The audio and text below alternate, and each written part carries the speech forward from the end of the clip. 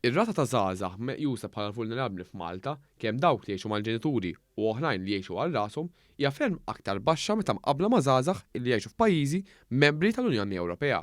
Dan joħroġ minn statistika maħruġa mill-Uffiċċju tal-Istatistika tal-Unjoni Ewropea l-Eurostat. Din l-istatistika turi li r-rata medja ta' faqar fost iż-żgħażagħ fl-Unjoni Ewropea kienet ta' 17.8% għal dawk li jgħixu mal-ġenituri u 25.9% għal dawk li jgħixu għal rashom.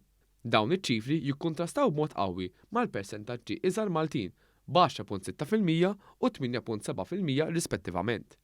Ir-rata ta' dawk li jgħixu mal-ġenituri naqset bin-nofs fuq 8 snin, filwaqt li r-rata ta' dawk li jgħixu għal rashom naqset ukoll. Intant kien hemm ukoll xejra pożittiva fir-rata tal-faqar u l-esklużjoni f'Malta meta mqabbel ma' dik tal-Unjoni Ewropea.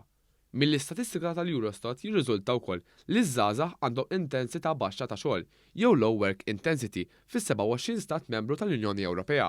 Jirriżulta li l-persentaġġ ta' żgħażagħ li għandhom bejn 16 u 29 sena u li jaħdmu inqas minn 8 sigħat fil-ġimgħa u li għadhom jgħixu mal-ġenituri tagħhom huwa 8.8% tal-popolazzjoni totali tal-istat membri. Min-naħa l-oħra, dawk li jgħixu għal rashom u jaħdmu ftit sigħat kienu 18.1%. Dawn iċ-ċifri jikkuntrastaw mal-persentaġġi iżgħar li għandu pajjiżna b'4.8% u 2.3% rispettivament.